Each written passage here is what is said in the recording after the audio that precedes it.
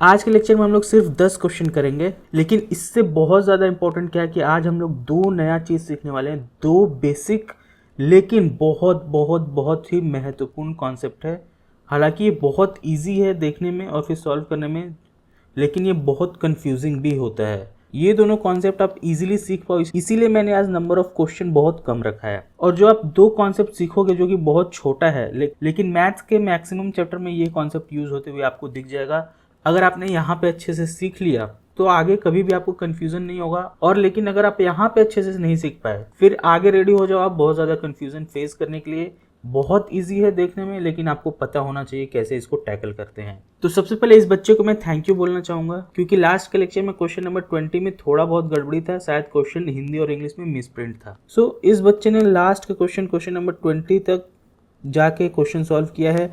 इसका मतलब he is ahead of 90%। इस वीडियोस पे बहुत सारा व्यूज होगा, 500 व्यूज होगा, सिर्फ एक बच्चे ने ये चीज़ कमेंट किया। दिस शोज कि आप देख सकते हो कि रियल कंपटीशन क्या है। यहीं पे लोग अभी पूरा वीडियोस नहीं देख रहे हैं, और इस बच्चे ने पूरा देखा, होमवर्क किया, वीडियोस में एरर आइडेंटिफाई किया, और उसको फिर अपन इस वीडियो में सुधारने वाले हैं। सो सभी लोग से अपील है कि पूरा वीडियोस देखें, पूरा क्लास वर्क करें, तभी आपको मजा आएगा सीखने में। होमवर्क का क्वेश्चन करें, और फिर जो भी आपको डाउट है, जो भी आपको कंफ्यूजन है, जो भी आपको गलत सही लेक्चर्स में दिखा, इधर आके कमेंट करो। अगर मेरे साइड से गलती है, जैसे यहाँ पे मैंने क्वेश्चन गलत पुट कर दिया था, तो अगर मेरे से गलती है तो अगले वीडियोस में उसको सुधार लेंगे। अगर आपका कोई डाउट है तो उसको भी मैं कमेंट सेक्शन में रिजॉल्व कर दूंगा। तो चलिए लेक्चर शुरू करते हैं। ये जो कल का क्वेश्चन मैंने 20 नंबर होमवर्क में दिया था, इसमें यहाँ पे हिंदी और इंग्लिश में मिसमैच हो गया है, तो कोई बात नहीं, इसको इस लेक्चर में अपन फिक्स कर देते। ये क्वेश्चन बहुत मुश्किल नहीं है। क्वेश्चन ध्यान से देखो, 250% of A is equal to B. तो इसको एज इट इज उठा के मैंने यहाँ लिख दिया 250% of A is equal to B, then B percentage of 250 is same as A percentage of what dash. ये कॉन्सेप्ट मैं आपको लास्ट लेक्चर में सिखा चुका हूँ कि हमें बी परसेंटेज का वैल्यू तो नहीं पता है, लेकिन हमको किसका वैल्यू पता है, बी का वैल्यू पता है। तो अपन क्या करेंगे, बी परसेंटेज को कन्वर्ट करेंगे बी में। कैसे, यहाँ से परसेंटेज हटाएंगे, यहाँ पे लगाएंगे। अब क्या होगा, बी का वैल्यू हमें पता चल गया और बी का वैल्यू यहाँ पुट कर सकते हैं। तो क्या होगा, ये परसेंटेज हमने यहाँ से हटाया, यहाँ पे लगाया, अब बी हमें मिल गया, तो बी की जगह हम लोग ये वैल्यू पुट कर देंगे। तो जैसे ही बी के वैल्यू, बी की जगह पे हमने इसको पुट किया, ऑफ की जगह पे ऑफ रखा और 250 की जगह पे 250 रखा, तो आपका मैथमेटिक्स हो गया। इसके बाद अगर क्वेश्चन गलत हो रहा है, इसका मतलब आपको कैलकुलेशन में वीक हो, कैलकुलेशन नहीं आता है। यहाँ तक समझ में आ गया, मेरा काम हो गया। इसको सॉल्व करते हैं। 250 को अपन क्या लिख सकते हैं, 5/2। डायरेक्ट भी कर सकते हो, परसेंटेज हटाएंगे, नीचे लिखेंगे 100। एक जीरो से एक जीरो गया, 5 5 = 25, 5 2 = 10, तो क्या आएगा 5/2। ऑफ के जगह मल्टीप्लाई रखेंगे, ए की जगह ए रखेंगे, फिर ऑफ की जगह मल्टीप्लाई एंड देन 250%। अब इसको आप कट करोगे तो कितने में जाएगा, 125%। 125 को जब आप मल्टीप्लाई करोगे 5 से, तो हमारा आंसर क्या आएगा, 625। सो आज का पहला क्वेश्चन है, 8% of x is same as 4% of y। इस चीज को अब हम लोग लिखते हैं मैथमेटिकल फॉर्म में। ये है 8% ऑफ की जगह रखा मल्टीप्लाई ऑफ x, या तो इसको ऐसे लिखो 8 × x%, या फिर x × 8%, कुछ भी लिख सकते हो। तो हमने इसको यहाँ पे उठा के एज इट इज लिख दिया। इज सेम एज, तो इस सेम एज को कैसे लिखा है, equal to 4% of Y, 4% of Y. X by Y हमारे पास क्या निकल के आएगा, 1/2। इसका मतलब क्या होगा कि x बराबर क्या होगा, 1/2 वाई। अब हमारे पास x बराबर 1/2 निकल के आ गया, then 20% of x is same as, 20% of x is same as. तो x में हम लोग क्या मल्टीप्लाई करेंगे, 20% का, तो y में भी क्या मल्टीप्लाई करेंगे, 20% का। तो x × 20% क्या हो जाएगा, 1/2 y × 20%। 2 से 20% कटेगा, आएगा 10, तो हमारे पास आंसर क्या आएगा, 10% of y। Option number A is correct. समझ, ये तो बहुत बेसिक क्वेश्चन है, कोई रॉकेट साइंस नहीं है। ये क्वेश्चन आपका होमवर्क रहेगा, सेम कॉन्सेप्ट है, कोई रॉकेट साइंस नहीं, इसको आप कर सकते हो थोड़ा सा, और इसको मैंने पिछले लेक्चर्स में भी करा दिया है। सो ये आपका होमवर्क रहेगा, इसको मैं नहीं करने जा रहा हूँ। इसमें आपका आंसर तो निकल जाएगा, लेकिन आपको ध्यान देना होगा ऑप्शन में, ऑप्शन से आपको आंसर मैच करना होगा। तो इस चीज़ का हिंट मैंने आपको यहीं पे दे दिया। क्वेश्चन बहुत आसान है, नहीं होगा कमेंट कर देना कि हमसे ये क्वेश्चन नंबर 2 नहीं हुआ आज के लेक्चर में। कोई बात नहीं, मैं नेक्स्ट क्वेश्चन में इसका सॉल्यूशन प्रॉपर वीडियो में बता दूंगा। अब आज का जो मैं पहला कॉन्सेप्ट आपको सिखाने जा रहा हूँ, ये है कि कहीं भी हमारे पास a/b आया, a/b मतलब a/b आया, a/b हमारे पास निकल के आया 1/2 सिंपलेस्ट फॉर्म में, ठीक है। तो इसको मैथमेटिक्स में डिकोड कैसे करेंगे, ध्यान से सुनो। a/b इज इक्वल टू क्या निकला, 1/2, कोई डाउट नहीं। तो a कितना यूनिट है, 1 यूनिट है, b कितना है, 2 यूनिट है। ध्यान देना, ये क्या है, 1 यूनिट है, 2 यूनिट है। a इज इक्वल टू हम लोग क्या लिख सकते हैं 1 यूनिट, और b इज इक्वल टू क्या लिख सकते हैं 2 यूनिट। लेकिन a इज इक्वल टू हम लोग 1 नहीं लिख सकते हैं, क्यों? क्योंकि ये a का वैल्यू नहीं है, ये किस में बात हो रहा है, यूनिट में। ये 1 नहीं है, 1 यूनिट है, क्योंकि यहाँ पे रेशियो और फिर फ्रैक्शन का बात चल रहा है। सिमिलरली हम लोग b इज इक्वल टू 2 नहीं लिख सकते हैं, क्या लिखेंगे, b is equal to 2 unit. ध्यान से इस बात को सुनो और डिफरेंस समझो। a इज इक्वल टू 1 नहीं है, क्या है यहाँ पे, a is equal to 1 unit है। अब इसका मतलब क्या हुआ, लेट्स से कि a इज इक्वल टू 1 हुआ, इसका मतलब a का वैल्यू फिक्स हो गया, कांस्टेंट अब चेंज नहीं हो सकता। लेकिन a का वैल्यू अगर 1 यूनिट है तो यूनिट की जगह आप कुछ भी रख सकते हो। एक बेसिक एग्जांपल देता हूँ, यूनिट की जगह अगर आप सेंटीमीटर रख दिए तो 1 सेंटीमीटर हो गया, यूनिट की जगह आप मीटर रख दिए तो 1 मीटर हो गया। तो समझ में आया कि ये कैसे चेंज हो गया, नंबर तो 1 ही है, लेकिन यहाँ पे सेंटीमीटर लगा तो ये छोटा सा हो गया 1 सेंटीमीटर, 1 मीटर लगा तो 1 मीटर हो गया। और नहीं समझ में आया तो ऐसे समझो, 1 kg लिख सकते हैं यूनिट की जगह, या फिर यूनिट की जगह हम लोग क्या लिख सकते हैं 1 ग्राम। तो दोनों में कितना डिफरेंस है आप लोग देख सकते हो। तो मैं ये कहना चाह रहा हूँ कि 1 unit, a is equal to अगर 1 यूनिट है उसका मतलब कुछ और है, और a इज इक्वल टू 1 है तो दिस इज कांस्टेंट, इसमें कोई भी चेंज नहीं होगा। तो अभी आपको समझ में आ गया होगा कि कहीं भी ये मतलब दिया तो इसको मैथमेटिक्स में डेसिफर कैसे करेंगे, इसका मतलब कैसे निकालेंगे, इसको अंडरस्टैंडिंग कैसे करेंगे। तो a का वैल्यू हमेशा क्या होगा 1, जो ऊपर वाला रहेगा, नीचे वाला हमेशा b रहेगा, लेकिन यूनिट होगा, डायरेक्ट कांस्टेंट वैल्यू नहीं लेंगे। सेकंड, अगर हमसे पूछा a प्लस b का वैल्यू बताओ, तो हमारे पास क्या है, a अपने को पता है 1 और b का वैल्यू पता है 2, तो 1 प्लस 2 क्या आ जाएगा हमारे पास 3।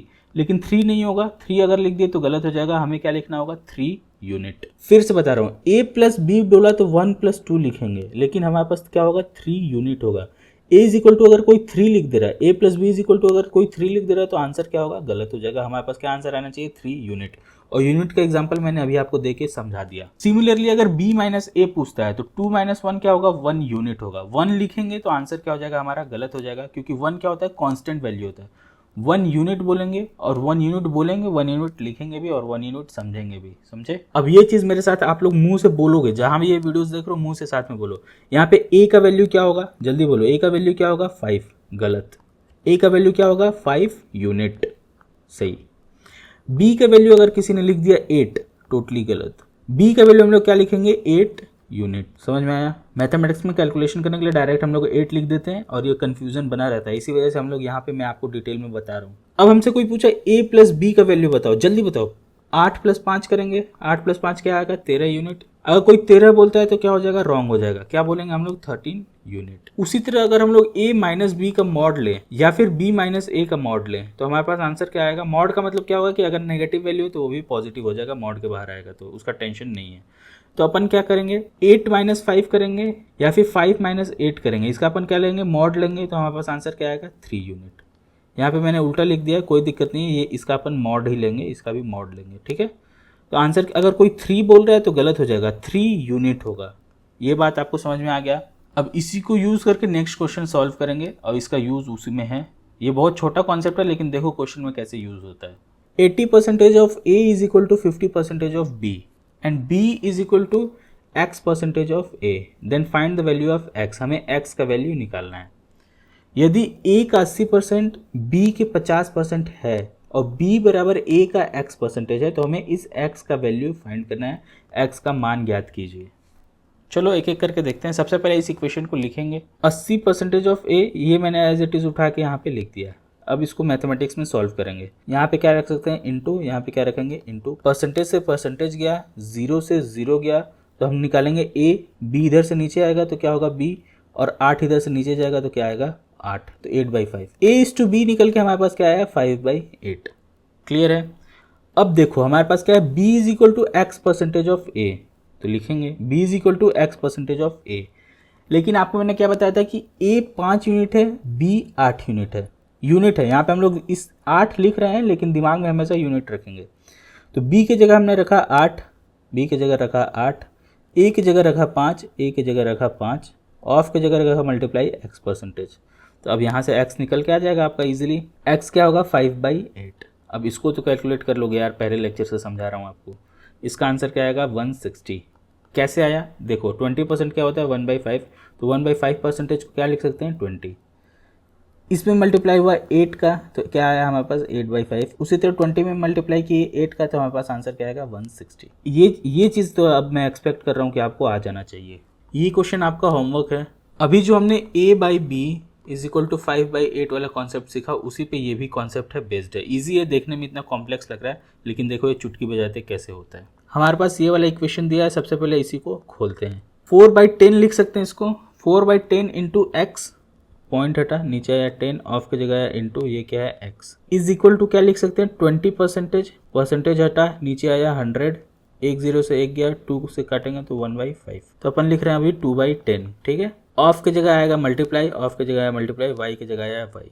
अब इसको सॉल्व करेंगे, क्या हो जाएगा, 2 से काटेंगे तो 2/5 ये आएगा, इधर आएगा 1/5। अब ये 5 से 5 कट जाएगा, 2x is equal to y आएगा तो x/y क्या आएगा 1/2। x/y हमें पता चल गया 1/2। x का वैल्यू क्या है 1, y का वैल्यू क्या है 2, x प्लस y अगर कोई पूछ दिया तो हमारे पास क्या आएगा 3, y माइनस x कोई पूछ दिया तो हमारे पास क्या आएगा 1। समझ में आ गया, ये मैंने अभी आपको सिखाया है। तो अब देखो हमें क्या पूछ रहा है 3x प्लस वाई, ये चीज़ हमें पूछ रहा है 3x plus Y upon 2x plus Y.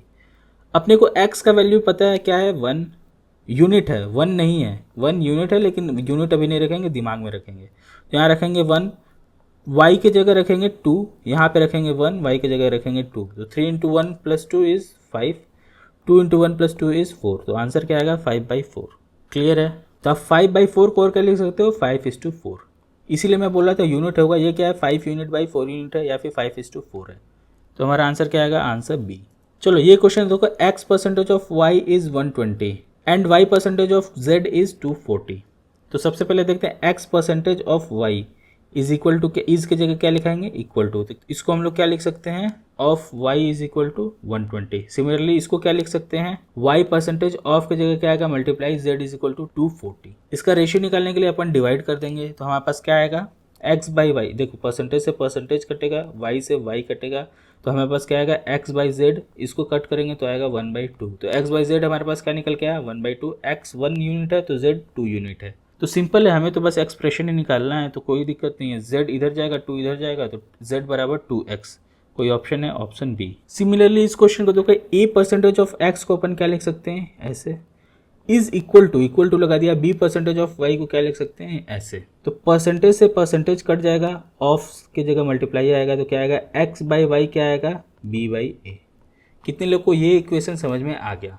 अब हमें क्या निकालना है c percentage of y is what percentage of x। तो c percentage of y is की जगह क्या रखा equal to what percentage of x। तो व्हाट परसेंटेज की जगह हमने क्या रखा है m परसेंटेज, ऑफ की जगह रखा मल्टीप्लाई, ऑफ की जगह मल्टीप्लाई, x की जगह रखा है x की जगह हम लोग क्या लिख सकते हैं b यूनिट, y की जगह क्या लिख सकते हैं a यूनिट। यही चीज़ अभी तक हम लोग प्रैक्टिस करते हुए आ रहे हैं, 7 क्वेश्चन प्रैक्टिस कर लिए हैं। तो अब सिंपल है, तो m निकालना है अपने को, तो m बराबर क्या आ जाएगा cy/x, x की जगह क्या रखेंगे b, y की जगह क्या रखेंगे a, तो हमारा आंसर क्या आएगा y की जगह रखा है a, x की जगह रखा है b, तो हमारा आंसर क्या आ जाएगा ca/b या फिर ac/b। सो हमारा आंसर क्या हो जाएगा ac/b परसेंटेज। देखो ध्यान से 8वां वाला, what is to be added to 50% of 180।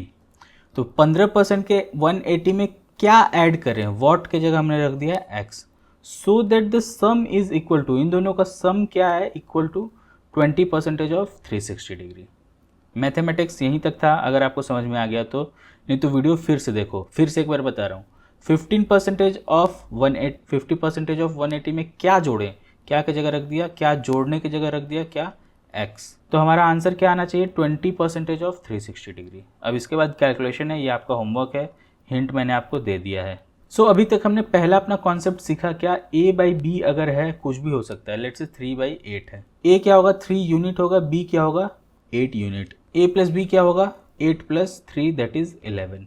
तो ऐसे हम लोग इसको देखेंगे, a/b अगर कहीं भी कुछ भी दिया है या फिर a/b कहीं भी दिया है तो उसको मैथमेटिक्स में हम लोग ऐसे डिकोड करेंगे। ये बहुत ही ध्यान से देखना, ये दूसरा कॉन्सेप्ट है। कहीं भी नंबर दिया है, नंबर को कन्वर्ट किस में करना है परसेंटेज में, तो कैसे करेंगे बताओ। तो नंबर डिवाइड बाई 1 होता है, 5 है तो 5 को 5 लिखो या 5/1 लिखो, तो उसी तरह हमने नंबर डिवाइड बाई 1 लिखा। परसेंटेज में चेंज करने के लिए क्या किया 100% से मल्टीप्लाई किया, तो हमारे पास परसेंटेज निकल के क्या आएगा n × 100%। तो नंबर खुद का क्या होता है हमेशा 100% होता है। इन दोनों में डिफरेंस समझो, n को कन्वर्ट किया परसेंटेज में तो हमारे पास क्या है 100% ऑफ n। इसको ऐसे भी लिख सकते हैं n इंटू 100%। इसको ऐसे भी लिख सकते हैं 100 इंटू n%। तो कैसे भी लिख सकते हो, कोई दिक्कत नहीं है।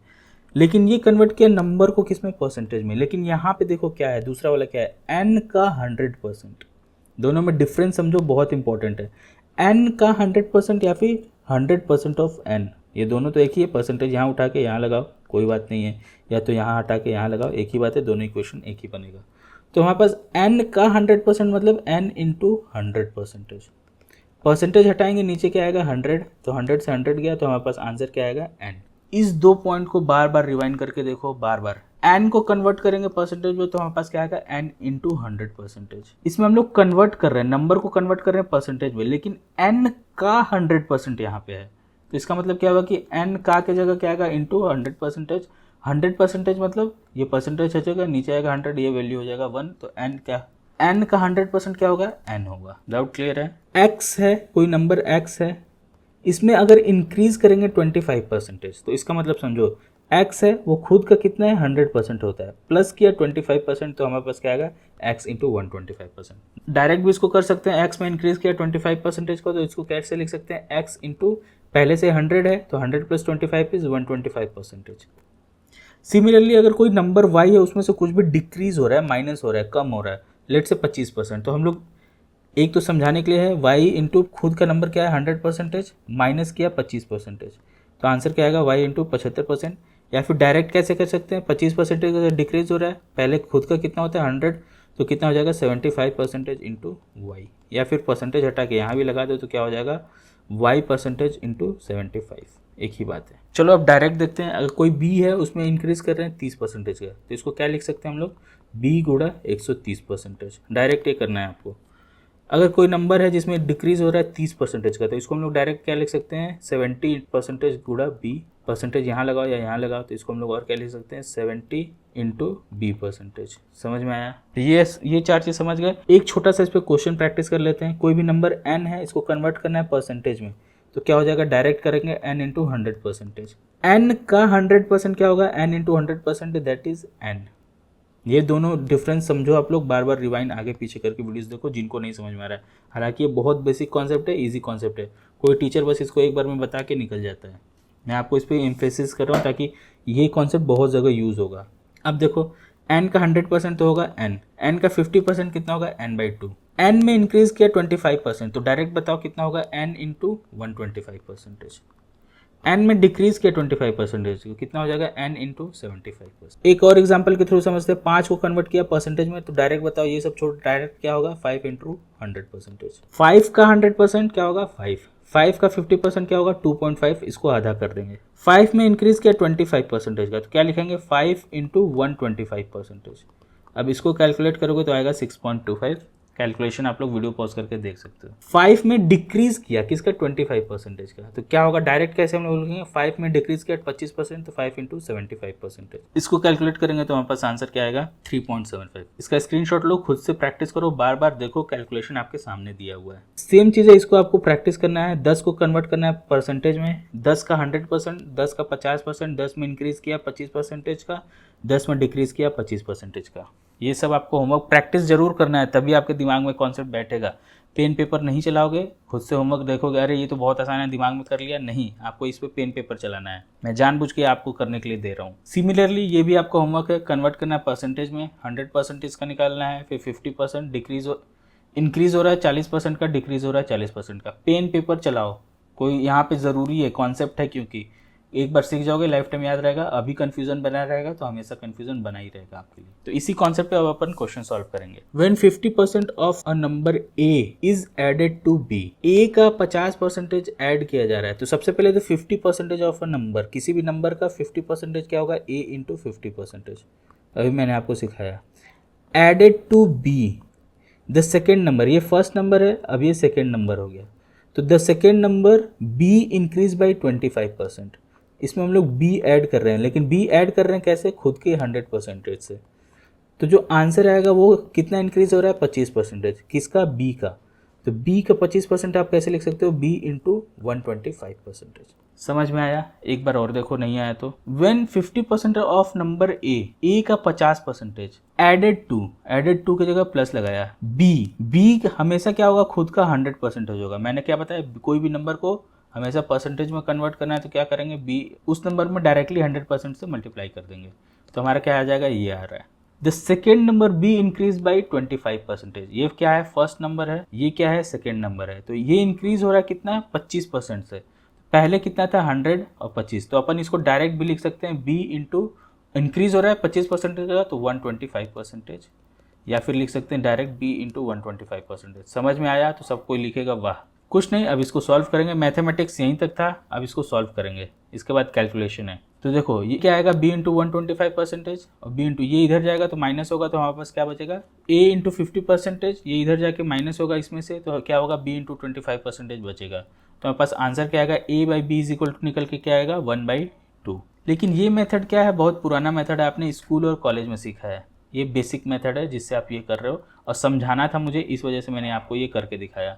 अब एडवांस मेथड जो डायरेक्ट हम लोग इतना ताम झाम न करके डायरेक्ट समझेंगे और एसएससी में कैसे यूज करना है उसको देखो। When 50% of a number a is added to b, तो b खुद का क्या है, अभी मैंने बताया 100% होगा, तो b इंटू 100% हमेशा लिखेंगे, ठीक है, इस b को रिप्रेजेंट करने के लिए परसेंटेज में। तो b इंटू परसेंटेज में जब कुछ भी नंबर ऐड हो रहा है वो नंबर क्या है, a इंटू 50%। इसमें जब हम लोग ऐड कर रहे हैं क्या, a इंटू 50%, a का 50%। The second number b increase by 25%, तो ये इंक्रीज होके क्या हो जा रहा है, 25% इंक्रीज हो जा रहा है। तो इसमें अगर 25% इंक्रीज कर रहे हैं तो हमें क्या निकल के आना चाहिए, b इंटू 125%। अभी मैंने बताया कि इंक्रीज कहीं भी है तो उसको कैसे लिखेंगे, डायरेक्ट लिख देंगे b इंटू 125%। ये कैसे आया, 100 प्लस 25%। तो हमें a और b का रेशियो बताना है। तो अब देखो पहले क्या था, b ये था, इंक्रीज होने के बाद क्या हुआ, b इंटू 125%। इंक्रीज कितने का हुआ, 25%। किसका, b का। पहले 100 था, फिर 120 हुआ, ये 25% इंक्रीज किसका हुआ, b का।